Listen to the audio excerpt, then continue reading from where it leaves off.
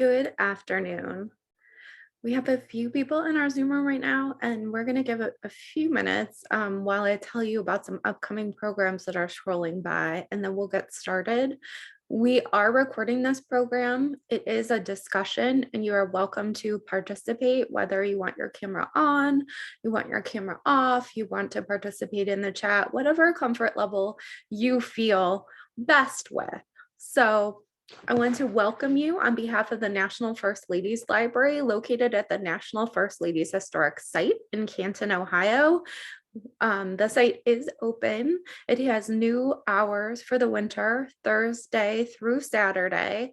And there are three awesome exhibitions up right now that I highly recommend checking out, related to the McKinley wedding anniversary, the First Lady's First 100 Days, and Ann Lowe, the African-American woman who designed the Kennedy wedding dress. So they're all really cool and interesting and worth checking out if you are coming to us in the area. If not, I want to tell you about some upcoming virtual programs. So we do continue to run most of our programs virtually through Zoom. They are also accessible after the fact, mostly through our YouTube page. So if there's something that you've missed, there are a few big ones scrolling by, like our most recent Sarah Polk talk. You can access those on Zoom whenever you like. Some of the more intimate programs like this one, we either edit down and post, or those are exclusively live programs to protect your privacy. But I do want to mention there are some really cool upcoming programs. Next month, we will be partnering again with Stark Library to bring you another film. We are going to show the film Iris, a really cool documentary about the fashion designer, and it is directed by the Maisels, who also directed the film Grey Gardens, which has a cool First Lady connection. It's a cult documentary that follows the Bouvier cousins and their really interesting history and home on Long Island. So we're going to use this as kind of like a transition and talk about both of the films throughout the next 2 months. We also have a really, really cool holiday period of programming coming up. Everything from our talk with a curator that will feature Barbara Bush related up close and personal items. And secondly, we're going to have Colin Christian Burke here with us virtually to talk about decorating the White House, and also as well, she'll be taking us through some crafting. So I wanted to tell you about that.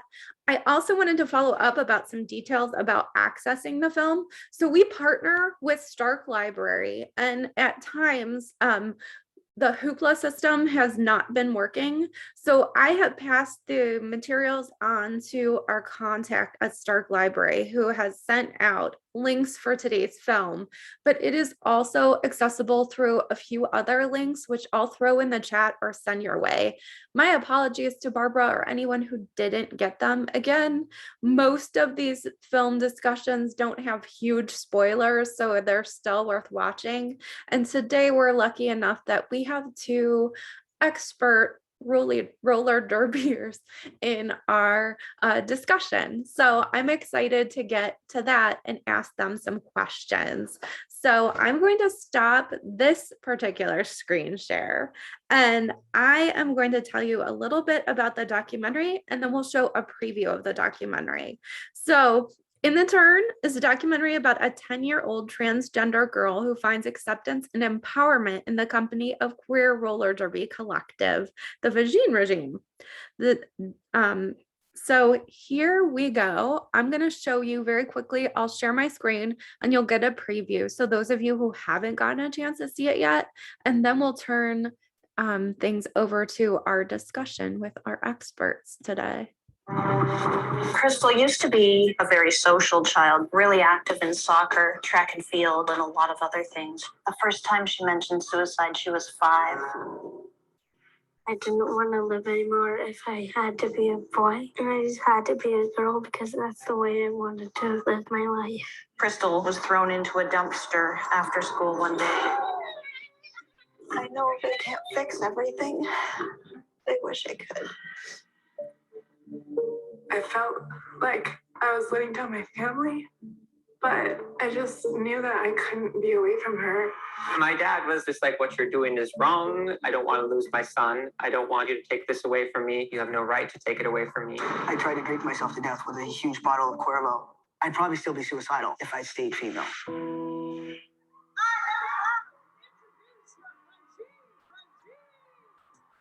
The Vagine Regime is some of the most badass queer skaters around.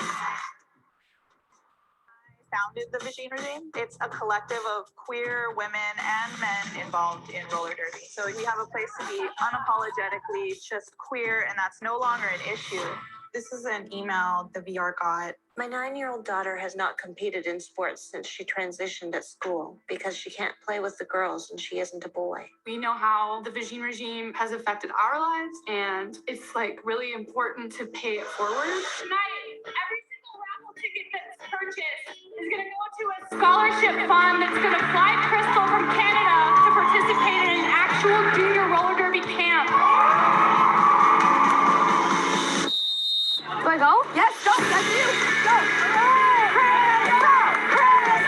It's amazing. It's something that I couldn't make happen on my own. The Vagine Regime is a sisterhood. You are, and we accept you for who you are. We love who you are. Be who you are. The Vagine Regime has given women power to do things that they would never do. Will you marry me? Tonight is the night before my surgery.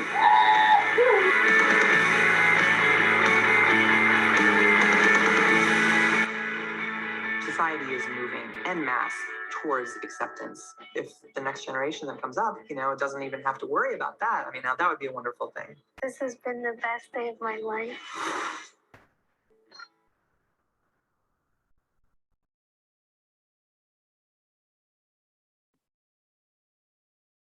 So I'm going to stop my screen share and read my camera on. So that's a little preview of the film for today's discussion. And today we have two representatives of Akron Roller Derby, Ana Theisen, who goes by Rosa Mariposa as her roller derby name, and Vicki Dietelbach, and if I say that wrong, I was so into pronouncing your roller derby name right and knowing it, Notorious VIC. So we're so excited to have you both here today to tell us a little bit more about roller derby. So the documentary spends a lot of time talking about this group, this lesbian group of roller derbyers that formed and called the Vagine Regime, and then profiles a young 10-year-old girl, Crystal, whose mother does roller derby and who wants to participate in sports and connects with Vagine Regime, and they help her to get going and get involved and engaged. But it also gives a really interesting introduction and background to roller derby, as well as talking about exactly what the sport is, because I've always seen a lot of clips and not really known the rules. So can you both tell us a little bit about yourselves, how you got into roller derby, and then maybe a little bit about how roller derby works? What are the rules? What are the intricacies? What are the things we should know about it? Well, I got into roller derby because I decided to stay home with my kids. So I became a stay-at-home mom. And I had went to high school with someone who was on the team. And so she had reached out and, was like, hey, come to practice anytime you want. You just let me know, come to practice. So I was like, I need to get out of this house. I need to have something for me, something where I can go be my own person. Nobody there, like, I'm not there for my kids. I'm not there for my wife. It's no one else. This is for me. And so I went and I just fell in love with it. And it's really good stress relief. It's good exercise. And so that's just how I kind of got into it. And once I decided to do it, I'm all in. And now I've been around with Akron Roller Derby for a few years. So I joined back in 2009 after seeing my cousin come up and play from Alabama in a team against a team in Columbus. Thought there was no way that I could ever do it. Never had heard about it. Came back after that trip and ended up discovering that there were two teams in the Akron area at that time. Was talking about it the next time I saw her a few months later. And my mom's like, I'll try it with you. Unfortunately, my mom was never able to join, but after trying it, same thing, was hooked. It's a very diverse, great group of people that become family. So I've been doing it since. Can you tell us a little bit about the actual roller derby itself? So the film talks a little bit about the different teams and what happens during, is it a scrimmage? How would you describe it? But for viewers who haven't watched the film yet, can you just tell us how it actually works? A game is called About. There are two teams at an event, unless it's a tournament. Each team rosters 15 players. The game is broken down into 2-minute segments called jams. And each of those segments, each team fields 5 players. 4 of the players are considered blockers. The 5th player is called a jammer, and they're the ones that score the points. Gameplay starts from a standstill, whistles blown.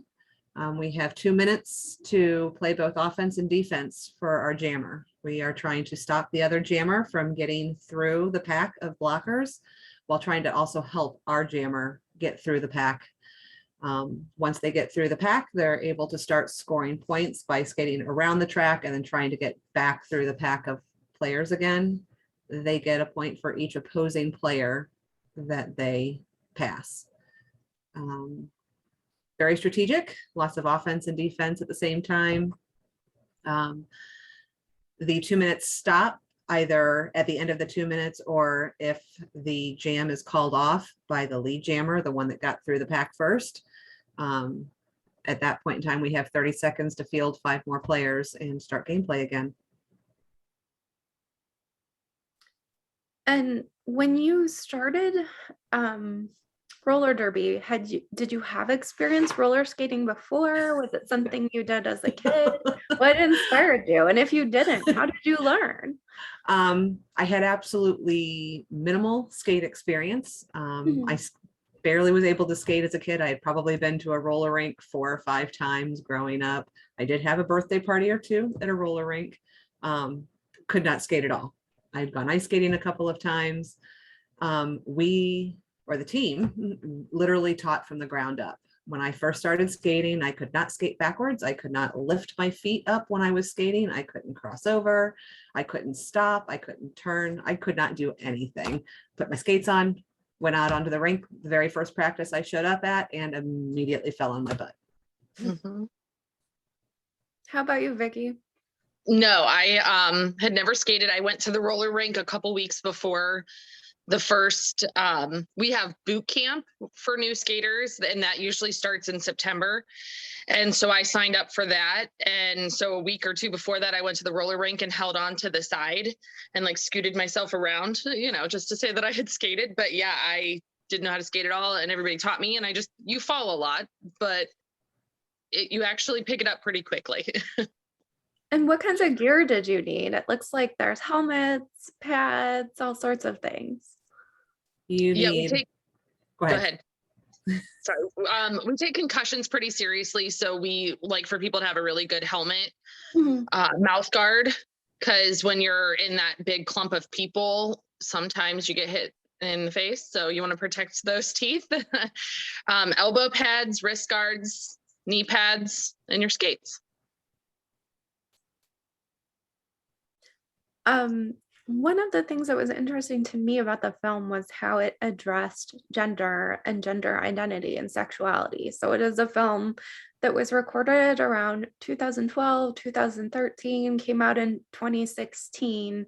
And when I've seen the director talk, she's talked a little bit about the need, this is premarital equality. So women who identified as lesbian wanted to be in a group that felt more inclusive, that there had been bullying previous to this. And that's how the Vagine regime came up. And now, more currently, it's transitioned into the Queer Skate Alliance based on how we think about gender identity. Here in the film, we have a child who is transgender and a number of transgender players profiled. I wondered if you can talk a little bit about your own team and the backgrounds of people on the team. Do you have to be a woman to participate? How diverse is the group? And I know it's multiple groups that have come together over time too. Is that true about the Akron group? I can Yeah. speak to Go the second part of the question, Sure. kind of take it back out of order. There were two teams in Akron that had originally started as one team. Through differences of opinion, they split into two different teams, Neo Roller Derby and Rubber City Roller Girls. In 2019, 18, I don't remember, we decided and worked with the teams to re-merge and became one team, Akron Roller Derby. Akron's pretty small and there's not a whole lot of talent to pull from per se, and to try to divide it into two teams was very difficult. So thankfully, I think it's been 5 years now, minus COVID. We've been able to reform and join as Akron Roller Derby. As far as background, I'll go ahead and let Vic talk more about that. So I feel like we do have a little bit of everything. I am myself one of our queer skaters. So it was kind of nice in the film to see that they kind of talked about before, like that period of time when I was not able to get married. Mhm. Like, I feel like people forget about that. Mhm. And like, even though it's recent history, people are just like, oh yeah, I forgot that was even a thing. And it's like, well, yeah, my wife and I have been together for 17 years, but we couldn't get married. So we were together for 9. And then when the federal law was passed in the United States that our marriage would be recognized federally, we went out within the next month and we drove to New York and got married. And, but being a part of Akron Roller Derby, we have skaters, everybody's coming from different lifestyles. We've had college professors, nurses, I work in the DD field. Rosa works in the medical field. Like, everybody's coming from a different background, a different place. And roller derby is a place where we can all come together and just be one. And it doesn't matter. It doesn't matter where you come from. We don't care. Our league is a women's league. So all that it is that you have to identify as a woman. So we do have, like, our coaches are men and identify as men, and they skate with us to practice sometimes and everything, but they could never play in a game with us because they're men. And there are co-ed leagues or men's leagues, but the league that we play in is women's flat track. So you have to identify as a woman, but we do welcome transgender and all of that. And like, none of that's questioned at all. Can you talk about a little bit about the pandemic and how it affected your league? Are you back to practicing? And did it affect like the space where you practice? Will you have a bout in the future? I was president of the league at the time that the pandemic hit. Mhm. Unfortunately, we kind of tried to wait it out and tried to keep practicing, but kind of cut back until the lockdown happened. At that point, we did have to stop all practices. We are fortunate enough that we have our own practice space. As things started to lighten up as far as restrictions, in May this year, we were able to start having small groups come back to the practice space. But we had to cancel all of our bouts that we had in 2020. We had only skated one in February. We probably had another 5 or 6 scheduled. So we had to cancel all of those, and we have not been able to reschedule anything for 21. But we are starting to look at 22 to start getting back to getting games scheduled. I passed the reins over to Vic. And she was president for almost a year with the organization. So I'll let her talk a little bit more about this past year and what we've done. Yeah, so over the past year, we did small group practices to try to keep it, 5 and less, 10 and less, just trying to be responsible with the pandemic and everything. We did do some fundraising and stuff to try to help keep our space and pay for it and all of that. And then, now that things are kind of winding down, vaccines are readily available, things like that, we have been able to start team practices, but we're starting slow just because, we haven't been physical with Derby for so long that we wanted to give our bodies a chance to adjust again and take it slow before we go back to our 3 nights a week and going pretty hardcore. Wow, 3 nights a week. That's amazing. Did you have a lot of women get interested in roller derby during the pandemic and pick up skates? Have you gained a lot of people or a lot of interest along this past 2 years? Yeah, so we went ahead and did boot camp this year like we normally would. And we had so many people come out and they had been skating during the pandemic because it was something you could do outside and something you could do by yourself. And so a lot of people picked up skates. I will say that I'm noticing that as things are opening back up now and people are getting back to regular to-do lists and regular days, we have seen it kind of fall off a little bit, but I definitely think there's some people that have joined and taken up an interest because of the pandemic and all that time that they had and, needing an outdoor activity. Do you have any tips for people who want to start skating or interested in roller derby? Just reach out to our website, akronrollerderby.com, I believe. Sorry. We've got contacts for recruitment.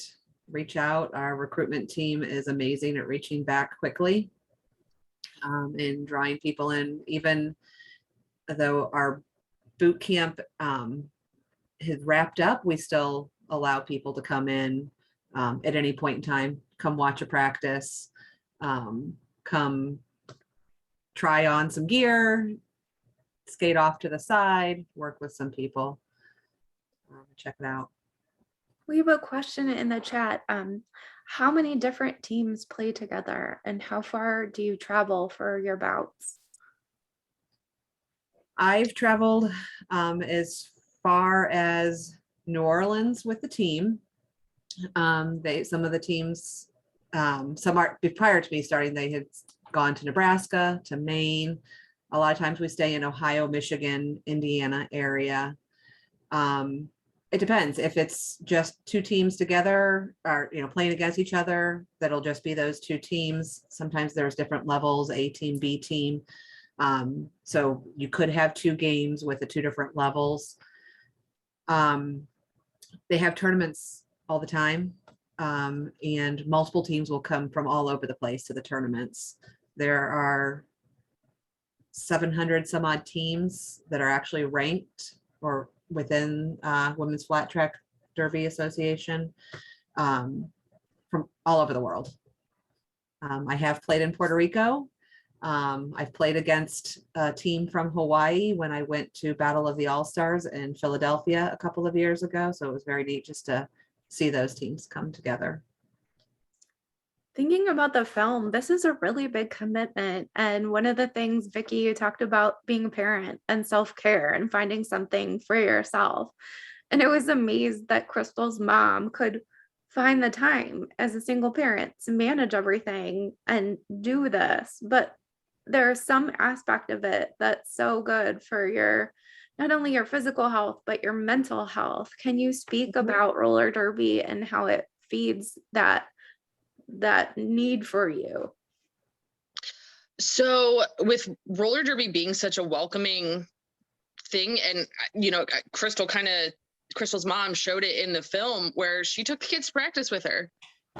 Now, I will say that is really hard. It's really hard to focus on the track when your kids are on the side. So I don't recommend doing it on a regular basis, but when things happen, it's okay. Like, I've brought my kids to practice, and our coach watched my kids while I practiced, and the team has become a family and a support for my kids. My kids know everyone by their derby names and call them by their derby names. And the team is just more of an extended family for my family, because my team supports me, and by extension, my kids are part of me. So, the team supports them. As far as for my mental health and stuff, the exercise is just really good, because otherwise I wouldn't get it, because I won't cut that time out for myself. But when I've got a team relying on me that I need to be there and I need to be good because I need to be game ready, for me, that's what I needed, because now I can't say, oh, I'm too tired, I'm not going to practice. There's people depending on me. I need to be there. And that's why, like, going to the gym or something like that doesn't work for me.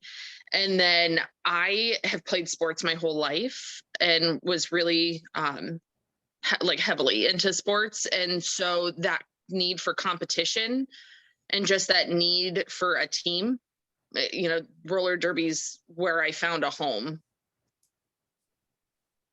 Do you know if there are any local youth chapters of roller derby?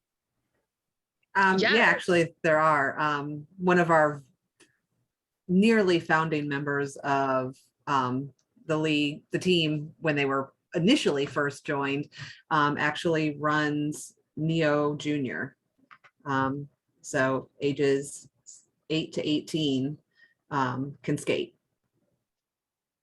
Very cool. So if someone has a child out there, and as Crystal in the film faced so many barriers to participating in sports because she was transgender, she had to travel to participate in a local youth chapter. And there's so much information out there on Title IX and more current breakthroughs in transgender youth in sports. So I know that is changing on a regular basis based on what state you live in, but it seems like that roller derby continues to be a very inviting sport when it comes to gender identity and sexual orientation. So that is exciting to hear that there is a local group. Yeah, and the junior is gender open. Like, it doesn't matter, male, female, what, anybody can play in the junior league. Can you tell us a bit? One of the coolest parts of roller derby from the outside seems to be like the names and the personas. How do you come up with them? And like, what is your signature like look? Can you tell us a little bit about it?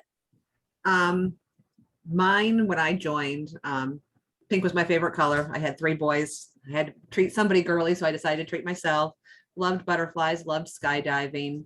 So just laying in bed one night, my mom is Puerto Rican, so I just kind of started playing with different things and came up with Rosa Mariposa, which is pink butterfly. So kind of incorporated 2 things that I really like. Initially, my number was E13, which if you do an E in a cursive or a script E, it looks like a backwards 3, and then made a butterfly. Unfortunately, they got rid of allowing letters in our numbers for our jerseys, so I had to change it to 818. So it still kind of looks like a butterfly.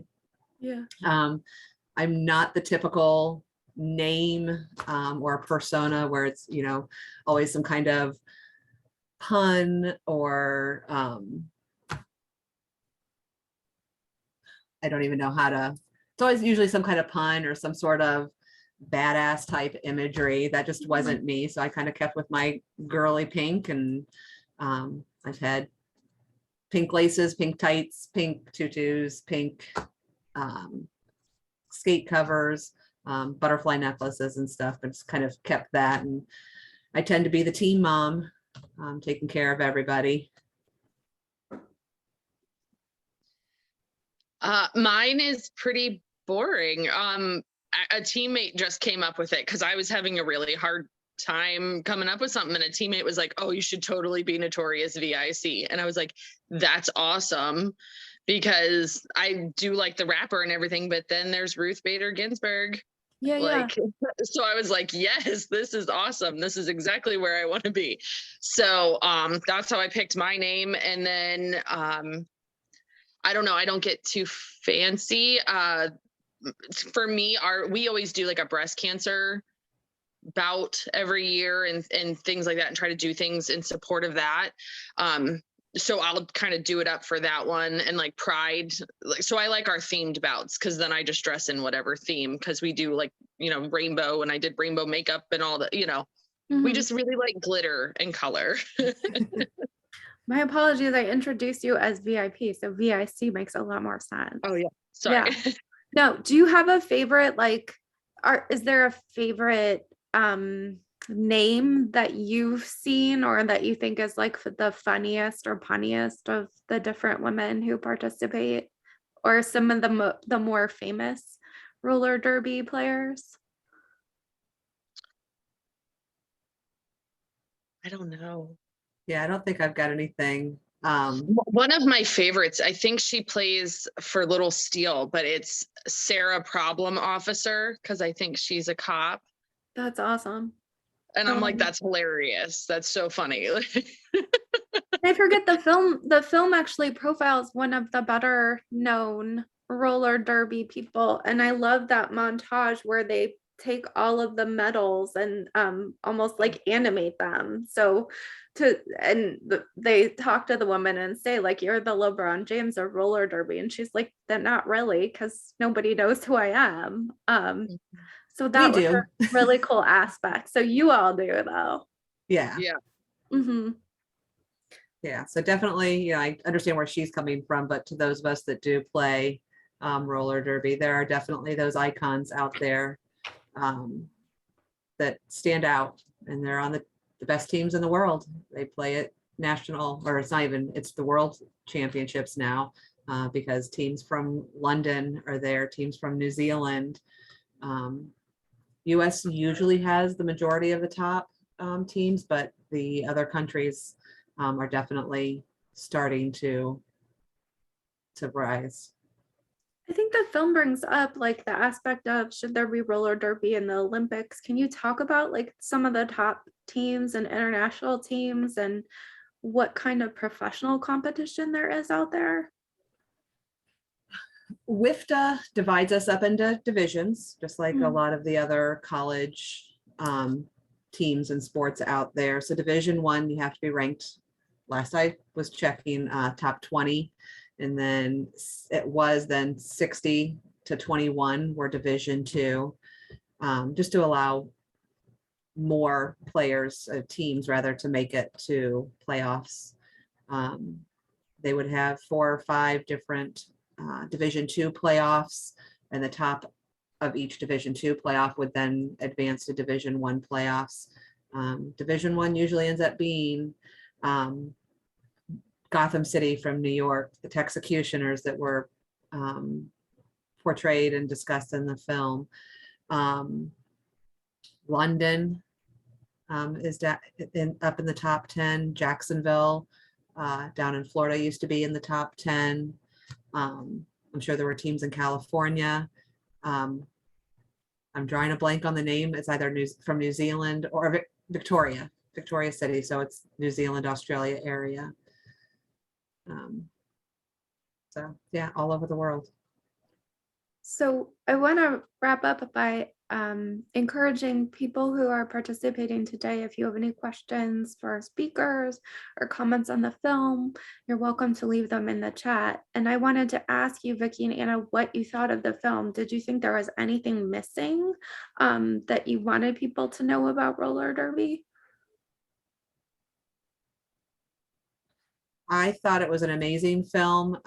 I highly encouraged all of our teammates to watch it, whether they were going to participate in this or not. I think it's very important to educate people with gender identity, transitioning. So I thought it did an amazing job on that topic. Yeah, and I think it's a good time for it, just because, you know, even us as a league, we're trying to make sure that we're being fair and equitable to everyone and being accepting and welcoming of everyone. So this was just kind of a nice reiteration of why, you know, that everybody's a person, everybody has feelings, you know, pronouns and all of that are important. It's really important. So, and, you know, right now there's so much hate in the world that it was nice to see something good.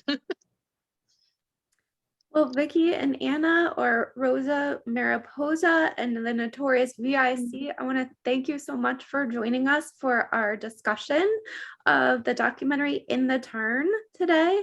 We'll send out a follow-up email to everyone who participates in the discussion today, so we make sure that you get a link to that film and you can watch it. And if you have any feedback, please feel free to share it with us on our Facebook page. We'll share an edited version of this discussion on YouTube later today, so you can direct anyone to it. And if you're interested in roller derby, I encourage you, if you're local or you just want to get involved somewhere, to reach out to these ladies, because it sounds like things are starting to open back up and there should be a lot of exciting things. And I hope to, I don't know if I'll get skates on anytime soon, but at least hope that I get to make it to a bout and see you all play. So thank you so much for joining us today. I really, really appreciate it. Thank you. You're welcome. Thank you for inviting us. Thank you so much, everyone. And please join us for our next film. It's a discussion of the documentary Iris. Have a great day.